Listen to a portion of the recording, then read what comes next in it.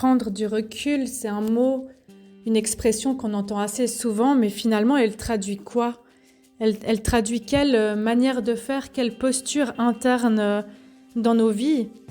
Prendre du recul, ça sert à pouvoir appréhender le réservoir émotionnel qui a un trop-plein par moment, et puis de quitter cet excès, ou du moins de pouvoir le mettre de côté, de pouvoir le réguler et avoir accès au registre plutôt rationnel, plutôt pragmatique, et le registre qui peut analyser l'enjeu, les conséquences possibles du choix présent. Pour moi, prendre du recul, c'est surtout enlever l'état d'urgence que les choses doivent être traitées sous le coup de l'émotion, tout de suite, dans l'urgence, là, maintenant, tout de suite. Et prendre du recul, c'est déjà pouvoir lâcher prise en se disant « Ok, si je veux prendre une décision en sentant mon cœur, mon intuition et en écoutant mon mental, quand je suis sous le coup de l'émotion, ça ne va pas fonctionner. » Alors ce que je peux faire, c'est vraiment de me trouver un espace dans un endroit calme, par exemple loin des réseaux sociaux, loin de l'avis des autres personnes autour de moi, que ce soit des amis, des collègues, un parent. Je m'éloigne, je prends ce temps pour moi et je me pose la question dans cette situation, est-ce que je suis d'accord, pas d'accord? Qu'est-ce que j'en pense? Comment je me sens? Est-ce que je me sens respectée, encouragée, pas bien? Et comment je me sens dans mon corps? Et puis s'aérer l'esprit, ça permet vraiment de prendre de la hauteur sur les choses. Je ralentis pour sentir.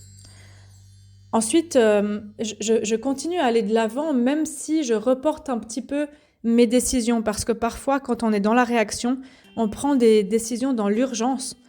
Et puis, il y a une espèce de nécessité de régler la chose tout de suite. Alors, parfois, prendre du recul, c'est...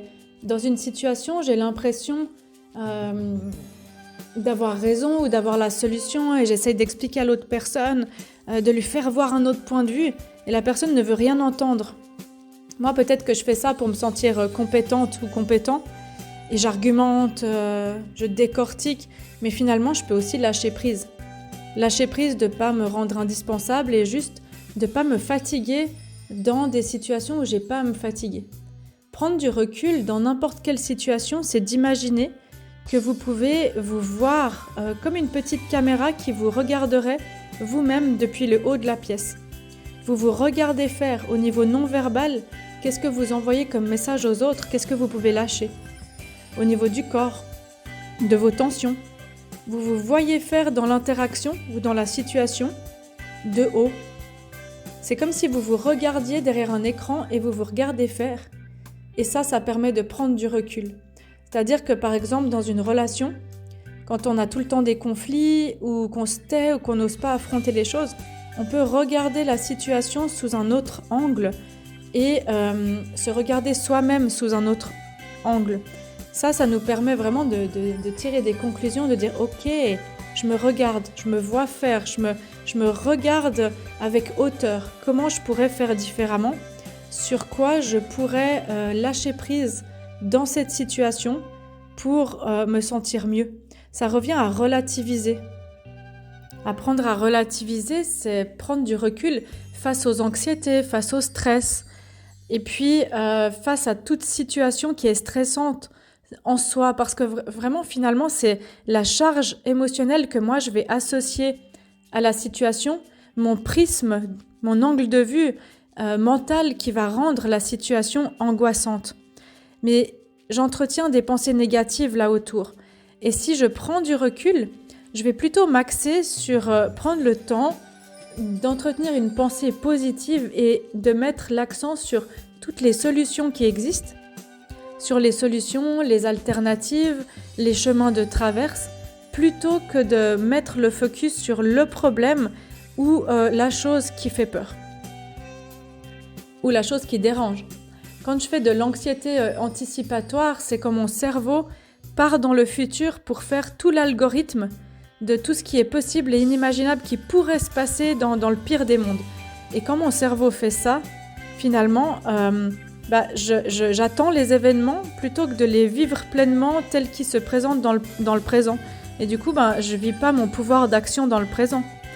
Et le risque, c'est d'en souffrir à terme. C'est d'anticiper ça et c'est de plus pouvoir prendre du recul parce que comme je ne me donne pas le pouvoir de gérer différemment, de relativiser au présent, je suis souvent dans la réaction, dans la réactivité et dans un réservoir émotionnel qui explose. Les émotions, c'est des choses qui nous traversent, c'est des états qui nous traversent. C'est pas quelque chose de constant, elles sont pas négatives, elles nous mettent les choses en perspective. Et puis elles nous donnent un message de comment on se sent. Et on peut accueillir nos émotions plutôt que de les repousser. Et ainsi voir le côté le plus positif de la situation. Voir les solutions et pas les problèmes.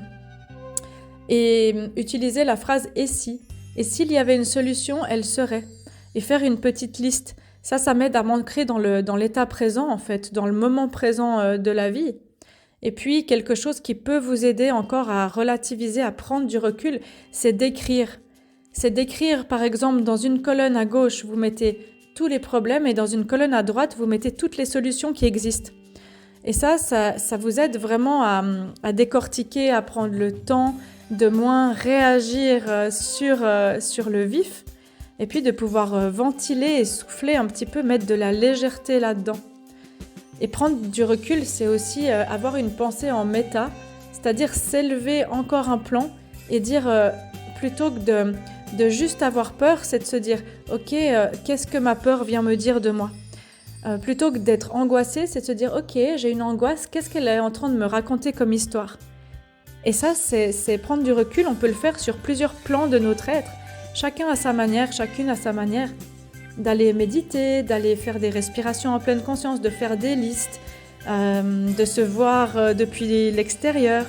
Trouvez vos astuces, soyez créatifs, mais parfois juste un peu de prendre de la hauteur sur ce qui est en train de se passer, ça nous aide à désamorcer et à voir que ces émotions, elles sont là, elles nous traversent, mais qu'on peut ne pas fonctionner à travers cette réaction, lâcher prise et ralentir. Essayez, et c'est vraiment un choix, de dire et si je lâchais un petit peu le stress, je prenais plus de recul sur les choses et ça nous aide à vraiment prendre moins directement les choses à cœur tout de suite. Ça nous aide à prendre moins les choses contre nous. Parce que souvent les situations qui se présentent où l'agir des autres, les actions des autres ne sont pas contre nous, elles sont juste ce qu'elles sont tout simplement. À tout bientôt.